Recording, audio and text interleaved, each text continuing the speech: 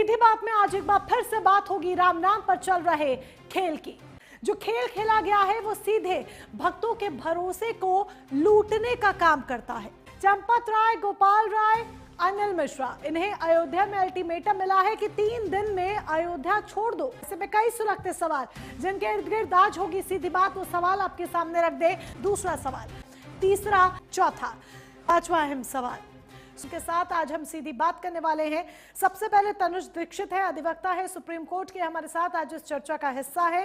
पहले यहाँ पर तनुज दीक्षित जी का रुख करते हुए, तनुज दीक्षित जी, सुप्रीम कोर्ट ने जिस तरीके से सीबीआई वाली याचिका पर सुनवाई से अभी इनकार किया, तो इसके क्या मायने निकाले जाएं? चाहे सीबीआई हो चाहे एसआईटी हो, जनता का जो पूर्ण विश्वास है वो एजेंसियों पे पूरा है।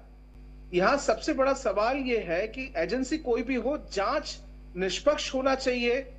जो इंसाफ के लिए आम व्यक्ति इंतजार कर रहा है, क्या वाकई में इतने बड़े ट्रस्ट में जो कांड हुआ है उसकी क्या सत्यता है, उसकी कसौटी को नापने के लिए एजेंसी कोई भी हो सकती है, लेकिन उसका सही ढंग से उसकी जांच पड़ताल होनी चाहिए और वही सबसे मजबूत स्थिति इसमें बताएगा।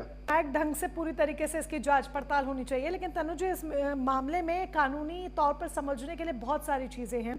जैसे आज एक बड़ी बात और निकलकर सामने आई कि चंपत राय का बयान जो दर्ज हुआ है, अब इसके क्या मायने निकाले जाएंगे? इस तरीके से नामजद एफआईआर दर्ज हुई है और अब एसआईटी भी उसमें जांच कर रही है। जांच के बाद कई सारे पहलुओं पर उस पे खास करके डिजिटल ट्रेल है, कैश ट्रेल है, बैंक्स के अपडेट्स हैं, सब तरीके की चीजों को देखेंगे कसौटी पर, और क्या क्या सबूत इकट्ठा होते हैं। एक आरोपी तो नहीं है, काफी सारे आरोपी बनाए हैं, लेकिन आरोपी बनना मात्र दोष सिद्धि नहीं है। कानून सबूतों के आधार पर और जो भी जांच में सामने आएगा उसकी रिपोर्ट के आधार पर आगे कार्रवाई करेगी। लेकिन साथ में जो अल्टीमेटम दिया गया है बार एसोसिएशन की तरफ से, एक तो अयोध्या छोड़ने का अल्टीमेटम है, दूसरा ये है कि आरोपियों का केस कोई नहीं लड़ेगा, कोई लड़ेगा तो उसे 5 लाख का जुर्माना लगेगा। अनुच्छेद 21 और 22 के तहत हर व्यक्ति को स्वतंत्र रूप से कानूनन अधिकार है अपना बचाव करने के लिए वकील वो कर सकता है। मुझे लगता है कि रूल ऑफ लॉ के अनुसार अल्टीमेटम होना चाहिए।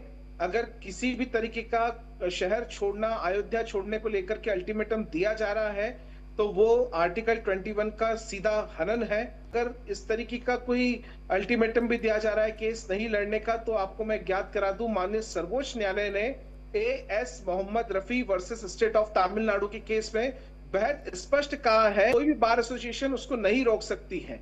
चाहे वो अयोध्या के वकील ना हो, बाहर के वकील हो, वो भी हो सकते हैं, या फिर अगर कुछ इसमें मामले में ज्यादा इस तरह की बढ़त दिखी तो हो सकता है कि माननीय सर्वोच्च न्यायालय को इसमें हस्तक्षेप करके कानूनन उपयोगिता दिखानी पड़े। जी ठीक है, चलिए तनुज जी, आप हमारे साथ जुड़े और जानकारी दी उसके लिए बहुत बहुत शुक्रिया आपका, हमें ज्वाइन करने के लिए।